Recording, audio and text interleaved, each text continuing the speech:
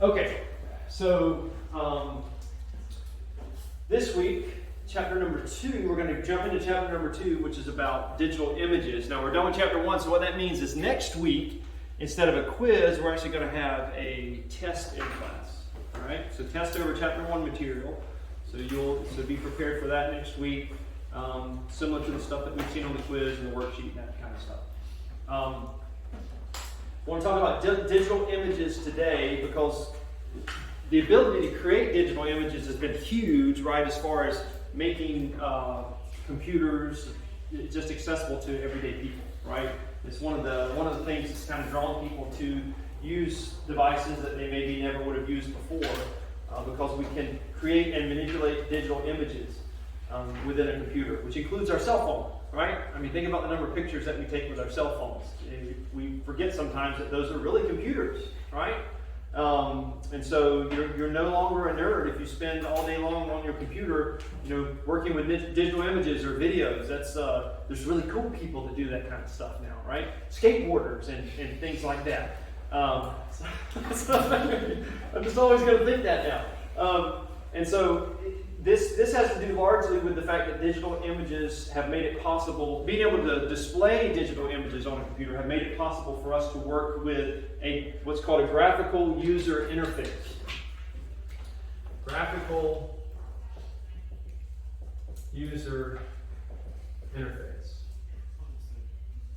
Or, for short, do you know how to say that? GUI. Yeah, a GUI, right? Because we have a GUI now, which is when you use Windows, you're not having to type in text and to tell the computer what you want it to do, which is what used to happen. If you worked on a computer, that's what you did. You typed stuff in, you gave it instructions, and then it responded. There's still instructions that are going on behind the scenes, but we give it instructions now. We say open this file because there's a picture of a file on there, we double click it, right? It's the graphical user interface that makes that possible, to take your mouse and point it at a particular place and double click or drag it from here to there. If we wanted to copy a file from one place to the other, we would go to, you can still do this, like in DOS on Windows, or what's it called on a Mac? I don't even know. They've got to have some sort of text way to interact with the computer. Is that true? Is there like a command line on a Mac as well? So like you can go open your DOS window or your command line window in Windows, and you can go to a particular directory and you can say copy this file to this new file name, right? You can still do those things manually, but we don't have to do that anymore. We can open up a window and we can drag a file from one location to the next and actually copy it there. Does anybody see the remote control? Yeah, it's hanging on the wall. It's hanging on the wall, that's right. That's right. I forgot about that.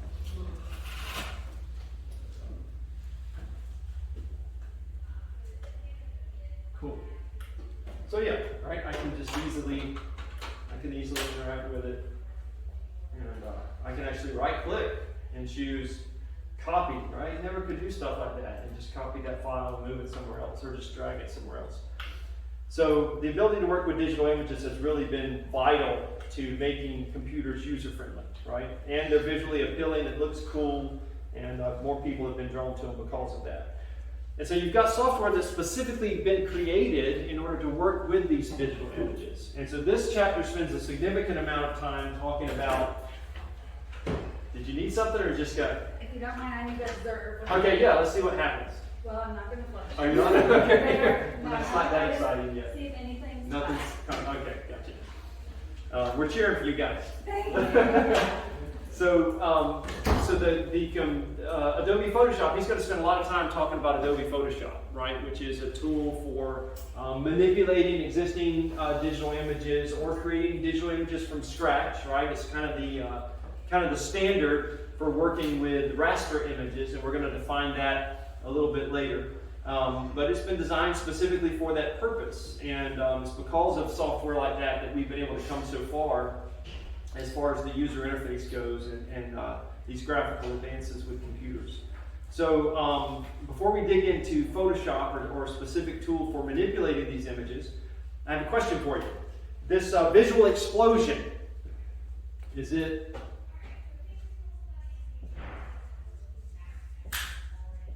a good thing? Like, whoa, I didn't see that one coming, Mr. Walker. That's deep.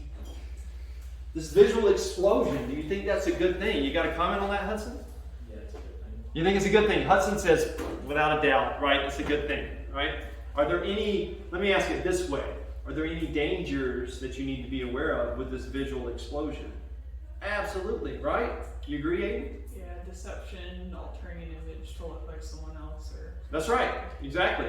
There's that danger. There have been videos that it's getting harder and harder and harder to tell that it's been digitally manipulated, right? And so you're not sure, was this the original footage or not? You have another Like point? photoshopping things. Yeah, so photoshopping stuff, right? Like photoshopping people places that they never been or something like that. Right, exactly.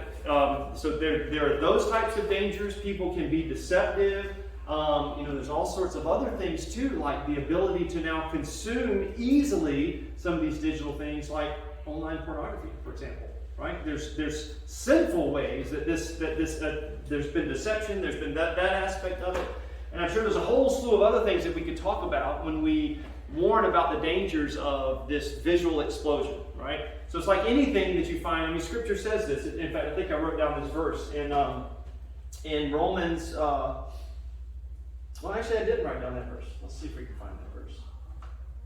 Open my handy Bible software on here. The visual experience is not inherently bad. And so to Hudson's point, right, there's a lot of good that comes from that fact. It's really, really cool that I can pull up my phone and say, hey, I want to go from this point to this point, and I don't need an atlas in my car anymore. I've got an app that's continually updated, right, as new roads are changed or added. The computer knows about that and can tell me where I need to go. That's great. I've been able to do things around my house that I never would have even attempted to do before. YouTube, and I can just YouTube, how do I change my garage door opener? And I'll attempt that on my own, whereas I would have hired someone to do that in the past. So there's lots of good things that come from that. So the visual part's not inherently bad. It's not bad in and of itself. But I wanted you to consider this verse, Romans 10 and verse number 17. And Romans 10:17 says this. So faith comes from seeing. Is that what it says? Faith comes from hearing, and hearing through the word of Christ, right? So our eyes can deceive us. We talked about that deceptive aspect of the eyes, right? And one of the things that it talks about whenever Satan tempted Eve in the garden, in fact, let's go right there and see if I can find that. In Genesis chapter number 3, when Satan, in the form of a serpent here says, hey, did God actually say you shall not eat of any tree in the garden? That was verse number 1 there. And she was like, well, we can eat of any of the trees except for the tree of the knowledge of good and evil. But the day that we even touch that, he said, don't even touch it lest you die. And the serpent's like, you're not going to die. I mean, come on. That's not going to happen. He said, God knows if you eat that your eyes will be open and you will be like God, knowing good and evil. And listen to what it says in verse number 6. So the woman, what? She saw.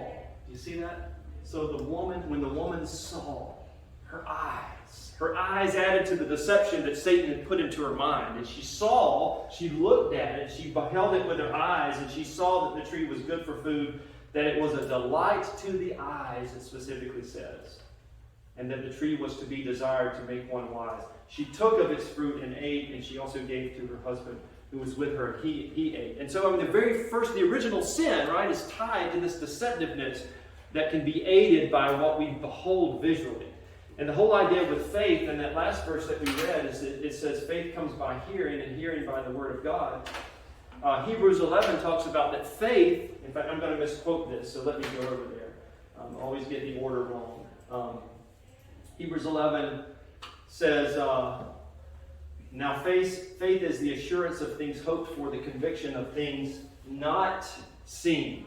Right? When we trust in God, when we believe His Word, we are seeing the things that our eyes could deceive us. It's not necessarily what matches what we're seeing outwardly. But haven't we been in experiences where someone portrayed themselves in some way outwardly, but inwardly they weren't that way? Right? They appeared to be our friend outwardly, but inwardly they had ill will against us. Right? Our eyes deceived us. But faith beholds the things that are not seen. And so I just wanted to make that point 1 Samuel 16:7 says God looks on the heart and not the outward appearance. So that can be the danger with this visual explosion. We can be focused on the outward, and God's more concerned about the inward, right? So let's don't fall into that trap. These things can be good, and they certainly can be helpful, but don't fall into that trap. So with those truths in mind, we're going to play around with this type of software, mess around with some digital images, and learn some stuff about that. But there are a couple of definitions that I want to give you first. So let's define a pixel. And so a pixel stands for short. I'm sorry. It is short for. It's short for picture element. So that's what a pixel means. It's short for picture element. And how do I think about a pixel? Like when I talk about my computer screen, can anybody tell me what that means? What's the concept of a pixel? What is that actually talking about? Aiden? It's kind of like the singular image, colored piece of a larger image. Yeah, right. It's like a dot. You can just kind of think of it like a dot, right?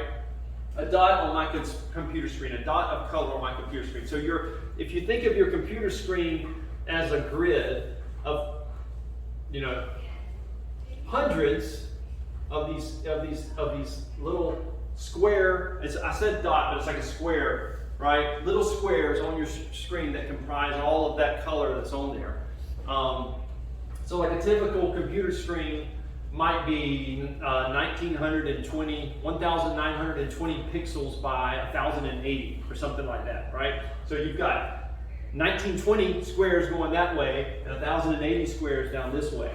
And so you've got all those little dots of color on your screen. And it's amazing how if one dot's not working, anybody had a screen that went bad, like one dot went out, and it's like every time you look at something, you don't notice anything but that one dot, It's amazing how it all flows together until one doesn't work correctly. Is that what the resolution thing means, like 1080 by 720? Exactly. That's exactly the same thing. So yeah, we're going to talk about resolution in the context of this, but that's exactly what resolution has to do with, the number of pixels that are on the screen. All right? So it's short for a picture element. The computer screen is made up of thousands of these dots. Each dot can display various colors, and that's what defines your screen resolution, right? Screen resolution is defined by the number of pixels on the screen. So for example, EG means, for example, if you ever see me write that, I have no idea what EG stands for. It's probably Latin, right? But it means for example. So for example, 1920, common one is 1920 by 1080. It means 1920 grid pixels across the top and 1080 down. Let's just see, I'm not sure what mine is. I think that's what mine is, but let me look at the desktop and see. So if you, on your computer, you can just right click on your desktop, at least on Windows, and sometimes you may see a properties option or this display settings option. You can go there and it'll tell you my display resolution is 1920 by 1080. So that's exactly what mine is.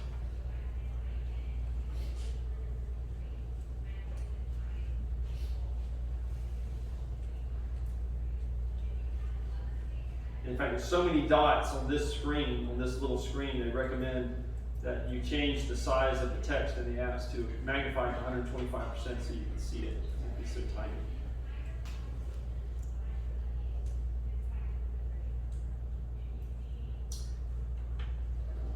All right, so that's just a word on pixels and screen resolution. So images themselves also have a resolution, right? So let me see what kind of images I've got on here. Like in this folder, I think we looked at something. This is installed RAM. So we got this picture here of some RAM that's installed. By the way, I just put an extra 8 gigabyte of RAM into this laptop. Anybody want to take a guess? If I put 8 gig of RAM in there, how many gig did I have probably before? Brady? Probably 8, because they say you always want to upgrade it in pairs like that. If you're going to put 2 in there, make sure that they're all 8 gig. You don't typically want to do an 8 gig and then add a 16 gig on there. Brady? Well, Hudson. Then it would be dual channel, right? You have 2 systems there? Yes, that's right. So yeah, somebody did that was one of the paper. There was a couple of you that did a paper on RAM. Did you do RAM and talk about dual channel? Wasn't with RAM, just talk about dual channel. Okay. So yeah, I learned some stuff from y'all's paper. Good job. Did everybody look at the comments on the paragraph? I say paper, it's just a paragraph. Check out your comments, right? Because I definitely had some grammar remarks. Some of you, I think you got in the middle of a thought, and then somewhere the thought got lost, and I got to the end of the sentence, and I'm like, it wasn't in a complete sentence. I'm not sure what that was about, right? So make sure that you reread it, and when you're turning in a writing assignment, I would recommend that you have someone else proofread it as well. Because there were definitely some spelling mistakes, and some that it was just, it read weird, or you had a comma in a weird place. So get someone to double check you on that, all right? But so this image here is actually was taken at a particular resolution. So if I go and I right click on this image in Windows and choose Properties, I can see what the resolution of this image is on the Details tab of the Properties tab. So down here, I don't know if you guys can see that. Let's see, I thought I had, there it is, there's my magnifier. There we go. So yeah, 965 by 657. It's 965 pixels wide and 657 pixels high, okay? So the resolution of my image is smaller than the resolution of my screen, right? It was only 965 pixels wide, but my screen is 1920 pixels wide, right? So what that means is that if I go into my image and I try to view it full screen, I'm going to experience something called pixelation. Now it may not be obvious here. If I just go try to make it full screen, it may not be obvious immediately. It still looks okay. Maybe looks a little fuzzier, not as clear as it did before. But if I really zoom in on it, what starts happening is at some point you start seeing these kind of jagged edges on here. And it's a little bit harder to see on this picture because this picture is already not super clear. So let me try one that's a little more, maybe this logic gate example. Let's see. All right, so here's a logic gate. Yeah, you can kind of see it on the ridges right here. Right, you see how these smooth lines now kind of look like they're ridges on there? That's because we've made it so large that you're starting to see the individual pixels in the image, right? And like I said, pixels are not circular, they're square. And so you're beginning to see the squares in there, so we call that pixelation. So, let's see, if image is smaller than screen resolution,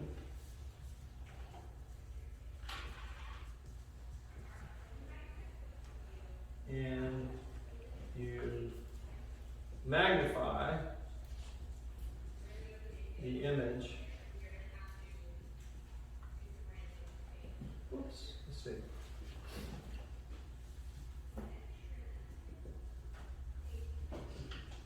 Pixelation will occur.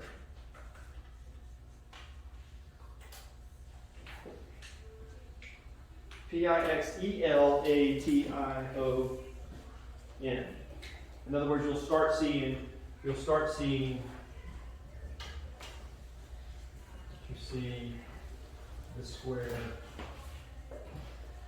pixels.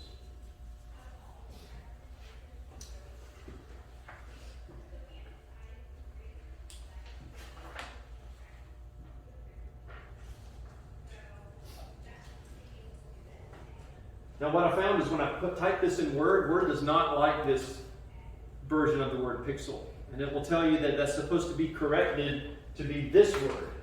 Pixilation. Have I talked about that in here? Have I? It seems familiar. I don't know if it was this class or another class that we talked about it. But pixelation, who can tell me what that pixelation is? Anybody know? It's a stop motion video technique. And you've probably seen some commercials, maybe even like someone's done an actual, I don't know, a skit or something like that, where usually you have a camera overhead, and so the actors will be on the floor, like acting things out. Like there's this one commercial where it looks like the person's running across. So they've got like furniture on the side of the walls and stuff like that, right? And the person looks like they're like laying down on the ground, and so they'll like do like this, and then it takes one picture, and then they'll do like this, and it takes another picture, and they'll move. And so it's this stop motion technique that makes it look like movement's happening as you're taking a single picture. Aren't there like movies where they have like clay figures that will do that? It's like the clay fiction, Yeah. like the claymation stuff, like Wallace and Gromit, or the Lego movies actually used CGI to build it, but there are Lego videos that are made from that same kind of stop motion technique, right? So that's the idea with pixelation. I don't know if pixelation in general refers to all of those stop motion techniques, or if it's just the scenario where it's kind of like you're trying to real people are trying to duplicate motion by doing those kind of slight movements. But anyway, it's not the same thing, all right? So this is the correct pronunciation, even though the correct spelling, even though Word doesn't think so, all right? The note that I have here is that pixelation is a stop motion technique for video where live actors are used. So I think you have to have live actors for it technically to be this pixelation. All right, any questions about, yes?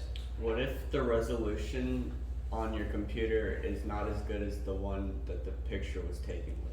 So if your computer resolution is not as good as the picture will look fine. You're just going to see like it's not going to be able to, you're not going to be able to view it as big as it was originally taken. So like for example on my phone, the pictures that I take on my phone are like 3,000 and something pixels by 2,000 and something pixels. So they're actually bigger than my computer resolution. And so if it's smaller, if the overall resolution is bigger, then it'll look fine. It'll actually look good. It's just if the picture has a lower resolution and you try to view it full screen, that's when you start having trouble. So a lot of times, like videos that, when they're taking videos for like a movie or whatever, they're shooting that in super high resolution, right? Because the resolution on these TVs and everything just keeps getting better, right? For a while, 1080p was like that's high definition video and everybody wanted that. Well, now it's 4K, and I think they already have 8K displays. And so that all has to do with how the resolution is increasing in these. And so every time the resolution increases, then you have the potential for greater detail, right? But the problem is if you've got older movies that have been shot in a lower resolution, now they're not going to look as good on these new displays. So that's the consequence. That's how they get us, right? It's like you kind of, in the back of your mind, you're like, they probably have like, 32K TVs already, but they're going to just divvy this out to us little by little, so we'll keep having to upgrade. They can make more money off of us. That's my conspiracy theory. All right, so let's talk about raster images versus vector images.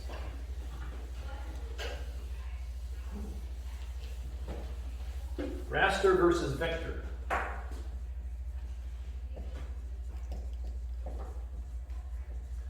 All right, so vector, do I want to talk about vector images first?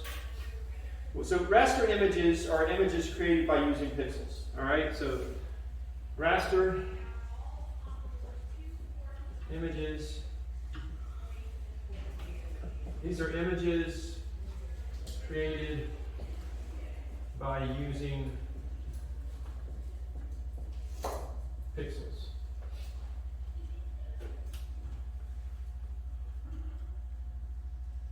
This is the kind of image that's created when you take a picture with your phone. You just jump right out in here. Yes? You maybe switch to the green marker. I can't really see the I was about to ask you. Oh, is that one hard to see? Okay. Well, you want the green one's almost out. Let me see. It's just because the board is like stained red. Actually, the green is looking better at the moment. Okay. Can you read all that? There, raster images created by using pixels. So I'll do vector images with the green. All right. Can you see the green one? Yeah. Okay. I've got some more markers if I need to pull them out. Vector images. So raster images are like, photo on phone, taken with phone. And just like we were talking a moment ago, the higher the resolution, the better the quality of the image, right? Because they're created by using pixels. So if I draw something,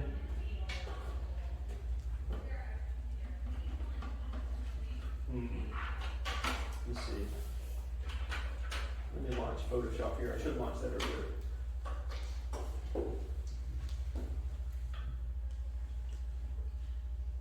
Let me ask while this is loading, how many of you have Photoshop on a machine, either on your laptop or at home? Is anybody? Joshua does, just because he lives in my house. You got it? Okay. All right. You don't have to have it for this. We are going to have a project that requires you to use image software. Do you have it, or? I use GIMP. Okay, I was going to say GIMP is a free alternative. All right, so GIMP. Use the green one. GIMP. And is it like GIMP.org? Is that the website? Something like that. Let me go look here. GIMP. Yes, GIMP.org. So you can download GIMP. It's available for both the Mac and the PC. GIMP.org. And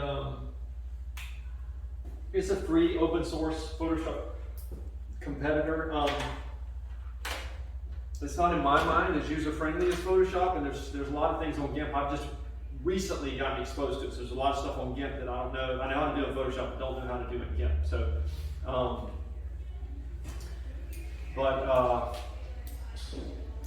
let's see. Why was I opening this? I don't remember. Let's just do new. We'll do custom. That's fine. So I see when you launch Photoshop, you can define what you want your the number of pixels for your image to be. So like this one, for example, is 300 by 300, and you also define a resolution, which is basically the number of pixels per inch. And so I chose this one to be 300 by 300. So here's there's my workspace. So we'll just leave that up in a minute. We might have something that would be helpful to show on Photoshop. But anyway, with the raster images, the higher the resolution, the better quality they look, because it all has to do with the number of pixels that you have in it. So it uses individual pixels to create those images. Vector images, on the other hand, they use mathematical formulas to represent these images. So write that definition down. Use mathematical formulas to create images.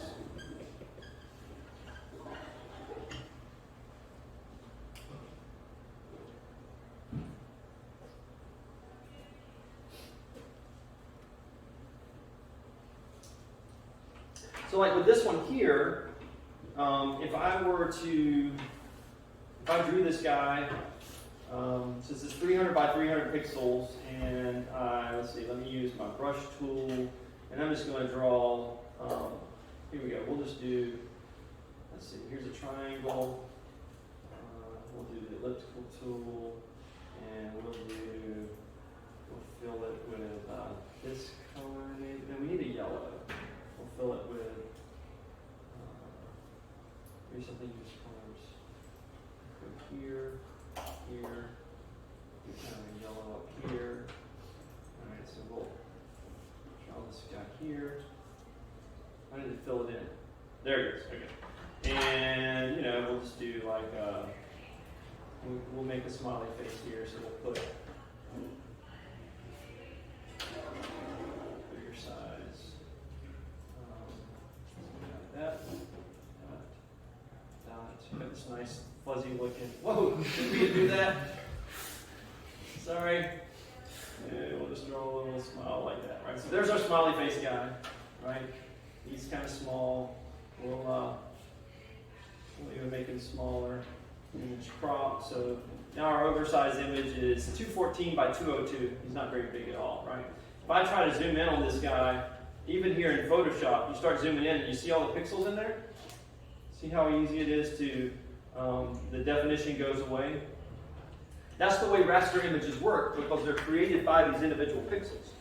And you zoom in and you have that problem. But vector images don't do that. Vector images use mathematical formulas. And so, if you remember in your math class, for example, what's the equation for a line? So one of you guys in one of my other classes should be able to tell me the slope-intercept form of a line. Yes? Y equals mx plus b. Y equals mx plus b, right? Y equals mx plus b. And so if I'm, all I need to do, if I create an image that's 300 by 300 pixels, you can think of that as kind of like just the 300 by 300. Think of it just as this quadrant on your coordinate plane, right? Except this is actually it's not that quadrant. Well, it's that quadrant in the sense that it's positive, but 0, 0 is up here, right? And so, so I have 300 pixels, it's 300 pixels wide, high that way, and 300 pixels high this way. And if I do a vector image and I want to draw a line, let's say I put it at point, I don't know, this is at point 2020. All right, and I have another point over here at say 290, 290. All right. And then I'm going to connect that line. Well, I have to say, well, there's a point at 2020, and there's also a point at, I don't know, 21, 21, and just go all the way down and identify where all those points are. I have to store all that information when I create that raster image. Well, if I'm doing this as a vector image, all I need to know is where's my starting point, where's my ending point, and then what's the equation for the line that connects the two. And I'm done. That's all the information that it has to store. And the nice thing about that is if I go into my image and I try to resize it, which I wasn't resizing, I was just zooming in here. But if I blew this image up, let's actually save it. Let's see, let me go back down to 100% here. And let's actually resize my image. So I'm not just gonna zoom in the app, but I'm actually gonna resize it. So image size, and I'm gonna change it from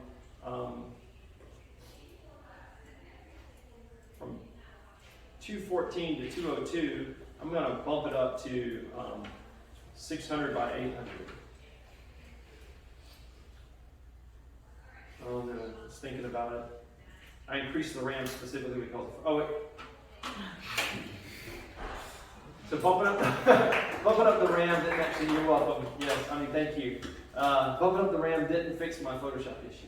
I updated Photoshop too, thinking that would take care of the problem. What speed is the RAM at? Huh? What speed is the RAM at? I think it was 2400. And that's what, what I already had in there, I opened it up and looked at the speed of what was already there and just matched that. So, yeah, I didn't try to replace both. But what I was going to tell you guys at the beginning of the class, it's super, super easy to upgrade your RAM if you've already got an open slot. It's just, you just match the specs on your current RAM and double that, and you're good to go. It's really easy to do. And overall, the computer seems to be working faster, but Photoshop is obviously problematic. Anyway, if I had blown that up, if I had made the image size bigger, we would have started to see pixelation occur. But if I had done that with a vector image, there would have been no change, and there would have been no pixelation because it just redoes the mathematical formula, right?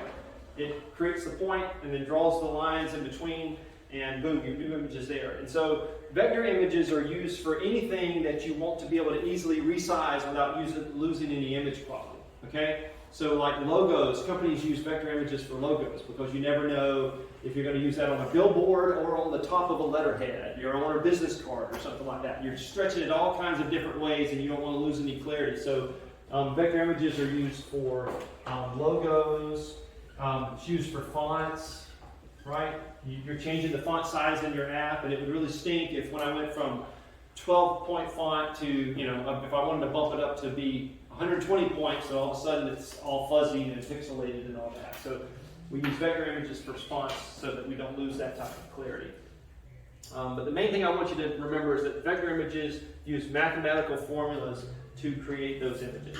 Photoshop is not a tool designed for that. Photoshop's really designed to build raster graphics. They do have this thing here, which kind of looks like, does anybody know what Adobe's vector image tool is? Yes? That's Illustrator. Illustrator, that's right. So Illustrator is the vector tool, and there's this pen tool in here which kind of works like Illustrator, where you sort of put these points and then you can kind of pull the end here and draw curves. And see, you see how this would just be mathematical formulas behind the scenes, how it's doing that? I'm just drawing points on the page, and then I'm creating curves based on that, right? So I just drew this kind of like, I don't know, little jelly bean looking thing. I created a new logo for my company that's going to be traded on the stock market soon. We're going to call it the Crazy Bean. Okay. You got another better name for me? You could redesign it into a whale. That's what I was. Oh, well, I can see that. I can see that. What I don't know, I like never use this tool in Photoshop, so I don't know. Maybe I just do a stroke on that. Let's see. No, it won't let me stroke. So what about fill? There's a fill option here. Let's see. That just filled everything. So yeah, I don't remember how you use this in Photoshop, but it's that kind of idea. Illustrator's, that's the way you're drawing your lines in Illustrator. You create your points and then you do a curve or a straight line in between it.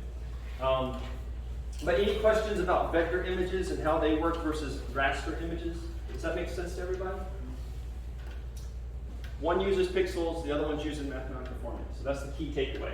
The benefit of using vector images is what? Doesn't pixelize when you resize, right? You can resize it to any size and you don't lose any image clarity. I don't know if I mentioned this, but since if I'm doing this on a pixel image, I have to keep up where all the pixels are located and what the color of all those pixels are. And here, all I got to keep up with is endpoints and the line that defines the whatever's in between it. Which one do you think would be a smaller file size? Vector's usually a smaller file size, right? Especially if it's a complicated image. This is going to take up way more space because you're keeping up with the file's got to contain information about all those individual pixels, whereas the information in the vector image is minimal compared to that. All right. So smaller file size. For this one, let's just write that down. Smaller file size.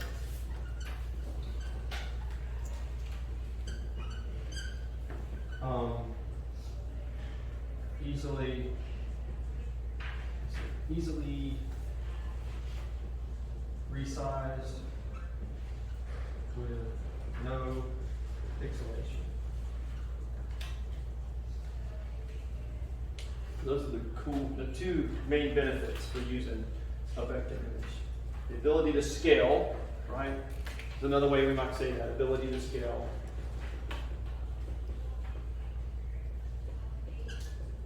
And then smaller file size.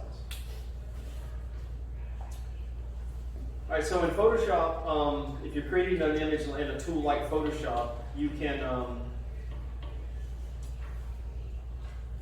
could create an image in just black and white. If you think about a pixel, and a pixel just represents a square on the screen, and if it's a black and white image, I mean strictly just black and white, then there's only two possible values for each individual pixel, right? It's just black and white. You can think of it as 0 or 1, right? And if that's the case, then this would reduce your file size because you don't have to keep up with more colors. There's only two different values, 0 and 1. You don't see that much, maybe for logos and icons and things like that. But like I said, mostly for logos or icons, you'll do that as a vector image so you can resize it. Maybe not icons, maybe you'll do an icon as a raster image. But you can increase that number. If you think about a pixel taking up a single bit, then you can have a pixel represent more colors by, instead of using a single bit per pixel, we use a byte for a pixel. Now, how many bits are in a byte? 8, right? I'm doing a poor job of writing names on the board today, aren't I? Yeah, pretty bad. Yes, Brady? There aren't pixels only 3 colors. 3 colors? Only 3 colors, but they just changed The change the amount of each color. color to Man. change. Braden's getting way ahead of everything here. You want to teach the class, Brian? Don't think I can. So yeah, what Braden's talking about is we're going to see when we talk about RGB color model. We're going to talk about that in a moment, which is what you typically use on your screens. But he's right, and that's actually the topic that I'm trying to introduce here.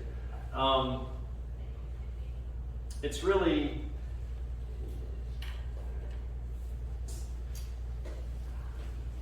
we'll talk. Let's build up to that topic, okay?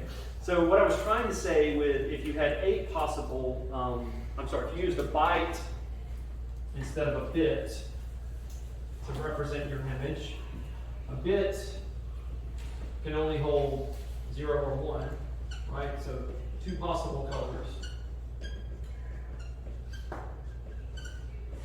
But what if I have an 8-bit color model? How many possible colors could that hold? Well, that could hold 2 to the 8th. Because if each bit can hold a 0 or a 1, but now we've got 8 bits instead of just 1 bit, then it can, there are 2 to the 8 possible combinations. This is exactly like what we did in the truth table, right? If I had 8 different inputs, right, they could all be 0 or 1, how many lines would I need in my table? I would need 2 to the 8th lines in my truth table, right? That's going to be the problem on the test that you guys are doing. Y'all got that right? Y'all know how many total lines that would be? 255. You're right, 256, sorry. 256, 0 to 255 is what I was thinking. 256 possible colors. Yeah, we won't be doing that kind of truth table on the test, right?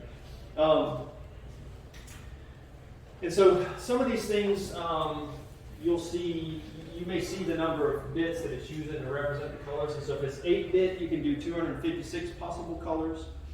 So a black and white image that's using various shades of gray so that it looks smoother around the edge, that won't look too bad. So you can do a black and white image with 256 possible colors, shades of gray in there, and have a decent looking image. But I was going to show you guys some examples. What time did we get done here? 3:30? Yeah, I'm not going to go into that yet. But you can set that. You can change, like, with your image. Let me see if it was on the new. I can't remember where it is. File new. So I'm using RGB. Notice here, whenever I create my new image, it says I'm going to use my RGB color mode. We're going to talk about that and CMYK color mode in just a second here. But I can also choose how many bits I'm going to use. And so 8 bits means that my image can have, at most, these 256 color possibilities. Our eyes can see way more than that, though. Our eyes can actually see about a little over 16 million colors, which is like 2 to the 24. That's 16, 777,216 possible colors. That's more on par with like what we can actually see.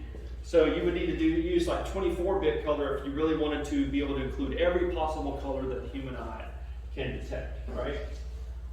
But we usually don't need to do that. When we talk about compression, we're going to see that that's some of the ways that we can compress images and things like that. That's the next chapter. But you can choose how many bits your color is. You can choose. I thought here you could choose if it was going to be black or white. We can definitely when we save it, or I'm sorry, once we've got it open, we can change it to like if this is let's do. Right here I'm only showing web colors. I can take that off and show smoother colors. So if I do something, whoa, that's not what I wanted. Escape. Let's do brush tool again. So I'm going to just kind of brush some stuff on there. And then I can take it here and I can do mode and I can say change it to grayscale.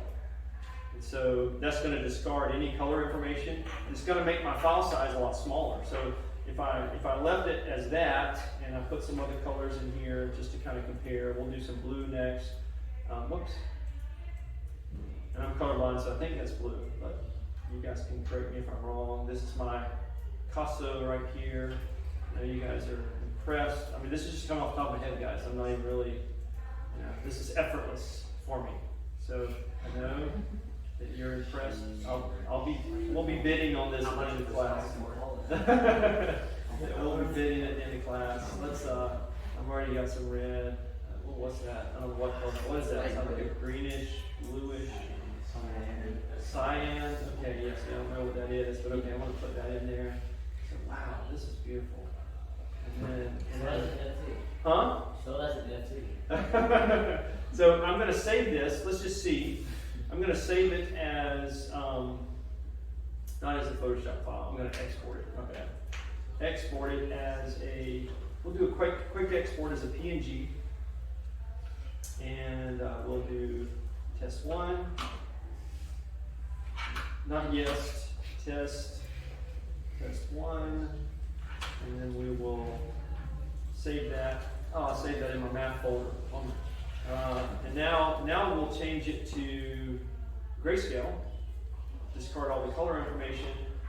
Look at that. And then we'll export it again as test 2. There it is.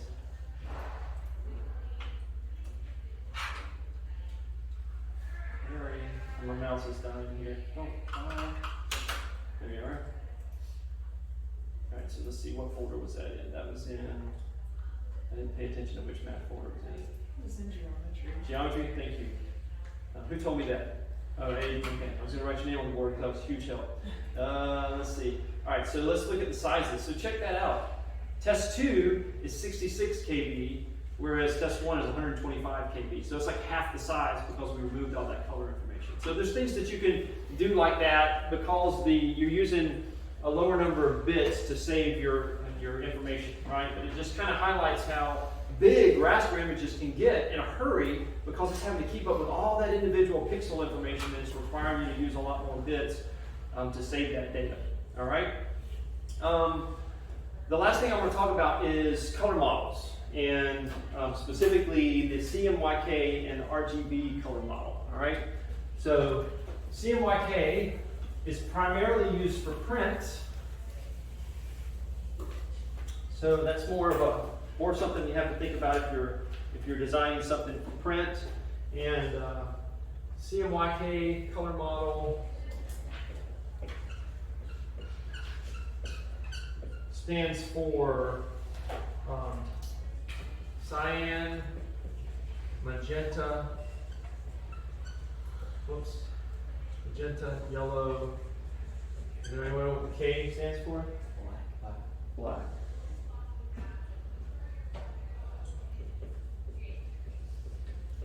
Or key. Who said black? Right there. Have I got you on the board yet, buddy? No. No. So you are, I forgot. Howie. Howie, that's his name. Mr. Turner. Alright, so it's interesting. I looked up online because I was trying to why did they choose K, right? Some people said, well, it's because they didn't put a B in there because they didn't want to be confused with blue. But then other people were like, that's absolutely not the case. And it goes back to like the years of using printing devices to print stuff, and there's always this key color, which is like the basic color that you use in the whole print process, and it could be black, but it may not be black. But they said that's where the K came from. It stood for K, for key. I don't really care, but it was interesting that there was this big discussion and people arguing online about where the K came in. But the thing I did want you to know about this is a subtractive color model.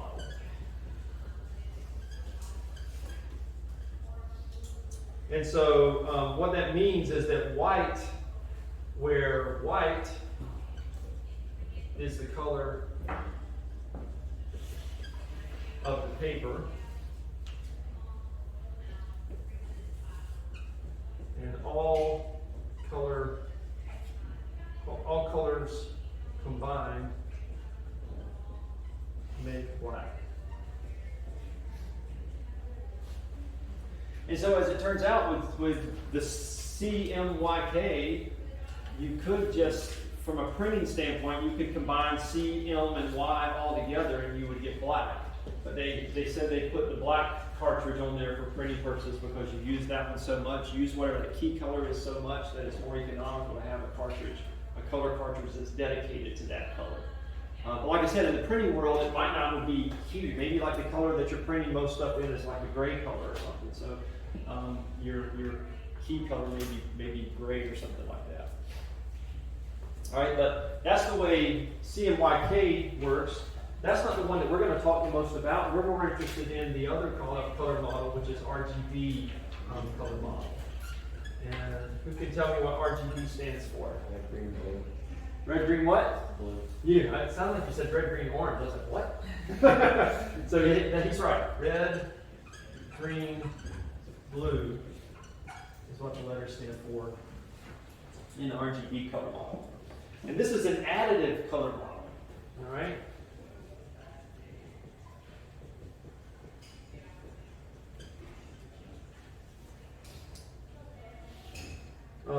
Because start with black screen.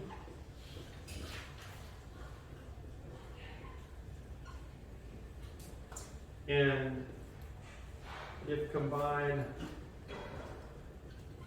all colors, get white.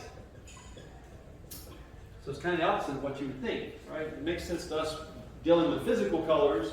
If I took my crayons and scribbled a bunch of my crayons together of different colors, it would look more black, right? But in the RGB world, when you combine all the colors together, you get white because it's an additive color model.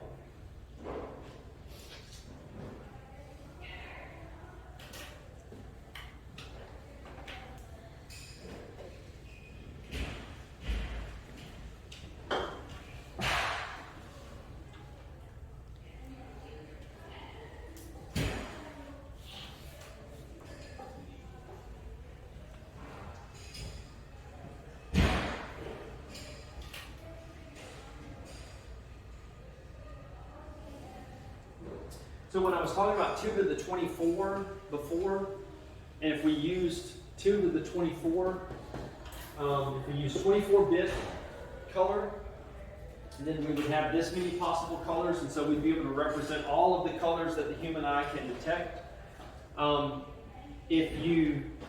With RGB color, typically each of these, the red, green, and blue, they're 8 bits piece for a total of 24 bits. So in other words, 8 bits to represent R, 8 bits to represent green, and 8 bits to represent blue. Yes? If you only have 3 inputs, why is it a square, not a triangle up at your color picker? If you only have 3, say it again?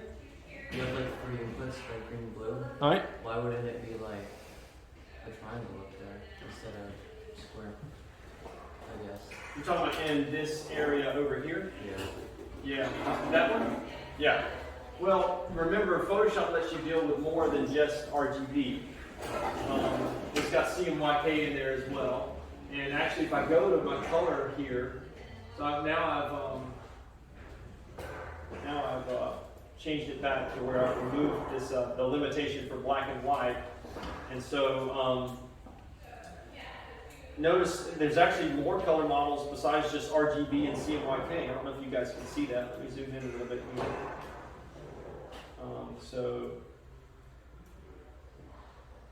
So we got RGB represented right here.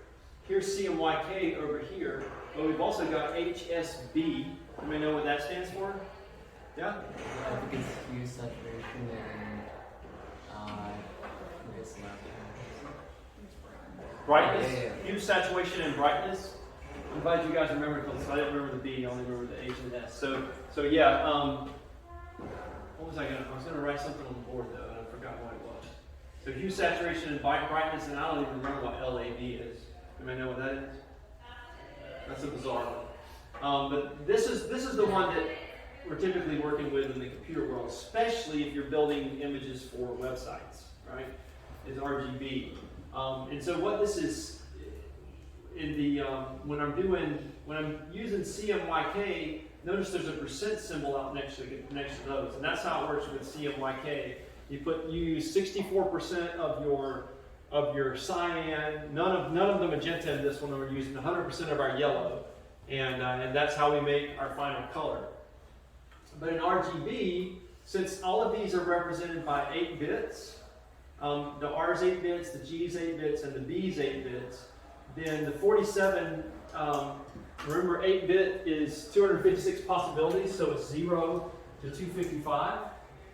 So it's kind of like you think about your color as being represented where 0 is none of that color and 255 is all of that color, right? And so a number 47 in between there would be like, what's 47 divided by 255? 47, or 256, 47 divided by 256. So that's like 18%, 18.3% of the red here is how much red, oh I lost it, how much red I had in my actual color. Well here now it's set to 39 or whatever. But that's what the numbers represent here. That's why he's making the point that they're all 8 bits, and so these values can be anywhere between 0 to 255. Look at this down here. What's that? Yes? Hexadecimal. Hexadecimal, right? So that should kind of look familiar to you guys now. You've seen some, we've done some, where are you? There you are. We've done some hexadecimal before, so I can start changing these numbers here. And like if I do 0 for this, and 0 for this, and 255 for this, 0 is the least amount, which in hexadecimal, if you represent it by 2 hexadecimal characters, it's 00. So 0, 0, 0, 0. And 55, if you're doing 2 characters, remember the biggest value in hexadecimal is the letter F. So if it's 2 characters, then it would be FF. This is the biggest number that it can be, 0 to 255. And so in hexadecimal, that would be represented by FF. So notice, what color is that? If I do 0, 0, 0, 0, FF. Dark blue. Huh? Dark blue. Dark blue, and in the world of RGB, it is a true blue. What this says in RGB is that I'm using none of my red, I'm using none of my green, but I'm using all of my blue, right? And so if I change these out, why do I keep doing that? I don't even know how I'm doing that. Let me close this. So if I wanted just fully red, I would take my blue away, change that to 0, and now that is my true red color down here. All right, I think that's like CNN red. It's like that bright red. Choose only web colors. I don't even. It's kind of blocky. Those are the only ones available to me there.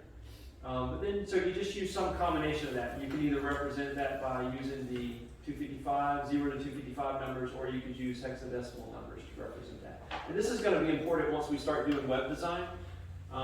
We're going to use these values in our web design. Used to, you were locked in to have to use in hexadecimal, so you have to figure out the hexadecimal representation of it. But now that we're using cascading style sheets in web design, we can use the 255, the number between 0 and 255.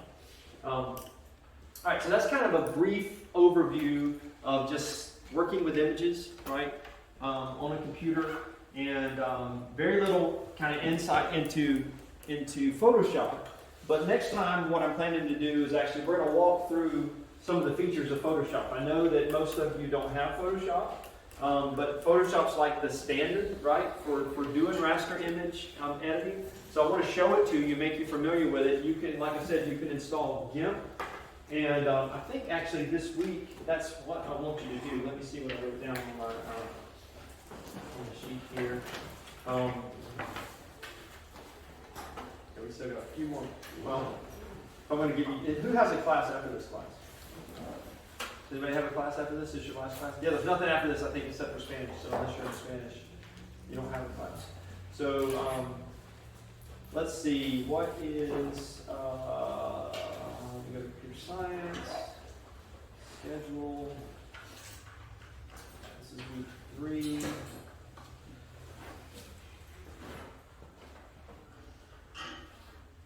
So this is what you're going to do this week, and I'll put this in an actual assignment, but I want to just make sure you guys are aware. I'm going to read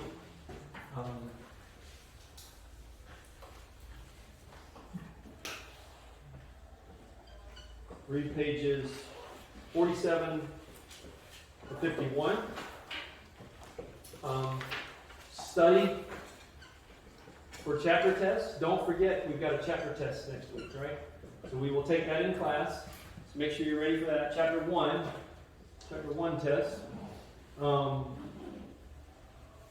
And begin to explore graphics, software of your choice. So that can be Photoshop if you have it. Again, like I said, available at GIMP.org. Or all of you have a built-in graphics editor on your computer, right? There's Paint on Windows. If you got Windows 10, then you also got Paint 3D. I don't know what's on the Mac. Does anybody know offhand what the Mac built-in graphics editor is? Gotta be something. I don't think there is any. Really? Yeah. That's shocking because that's what all the Macs or what all the creative people use, you know. So So they get Procreate on that. Yeah. is there any free stuff? There's GIMP, but is there anything else free that you can use on a Mac? I used to use something called like it started with K. It's like Katera. I have no idea. Huh. Okay. So, or a tool of choice. I don't care what it is, right? There are definitely some tools out there that are free. I'm sorry, the trial is free, so you could download a trial of something. It really stinks. I did some investigation in trying to get like a classroom license for Photoshop to use for like 30 days or something like that, and there's just nothing like that available. So there is a 7-day trial for Photoshop. The problem is if you download the 7-day trial now, you're going to not be able to use it for next week's project, which is use the graphics editor of your choice, and you're going to create an image for us, and then you're going to kind of describe for us how you're going to walk the class through how you created that image. Yes? And how much Photoshop is? How much is it? It's I think now where they really kind of push you to now. I don't know if you can just buy it outright. They want you to get a subscription to it. And so I pay for Creative Cloud, which is $30 a month, which includes multiple tools. I want to say like maybe there's a Photoshop subscription for like $10 a month, but I think you have to sign up for a whole year. So that's what stinks about it. So it comes out to be like $120, right? But it's a really cool tool, and definitely the one that as far as the ones I've played around with, that I would recommend. But get familiar with your tool of choice, and this is what I want you to do. I want you to write down. I want you to send me a paragraph, submit a paragraph. Submit a paragraph. All right, now I'm going to change this from what I did last time. Submit a paragraph in Google Classroom, all right, about the features you find most useful. All right, so whatever that tool is, I want you to create a document in Google Classroom, because that way, I found out this last time, that makes it much easier for me sending comments back to you, so you know what the comments I have to make on your paragraph. We're going to keep having these writing assignments, because again, that's going to be important in the professional world if you're able to communicate effectively. Yes? So if there was a homework assignment for 2B you action this week, were we supposed to turn anything in or just leave that as a reminder? What was it again? It was a homework assignment. It was just you telling us what we had to do with like a worksheet, but we're supposed to turn anything in for that? Or? You were just turned in the worksheet. That's all that you had to turn in this week. Right? Yeah, but I'm saying it was still on Google Classroom. Like, yeah. Oh, no. I'm sorry. No. If it's on there, you can, because you can just mark it as completed or whatever. Yeah. But I don't care if you do. If there's nothing that you have to do on Google Classroom, you can leave it uncompleted, or you can mark it as completed if you don't like to see it sitting there as being uncompleted or whatever. But yeah, for this, definitely turn it in, and that'll be a good way for me to communicate back with you. Okay? Any questions about anything? Play around with the tool, because you'll be ahead of the game then next week when we have our graphic assignment. You're going to have to play around with it some in order to send me this paragraph. Okay? You guys have a good day.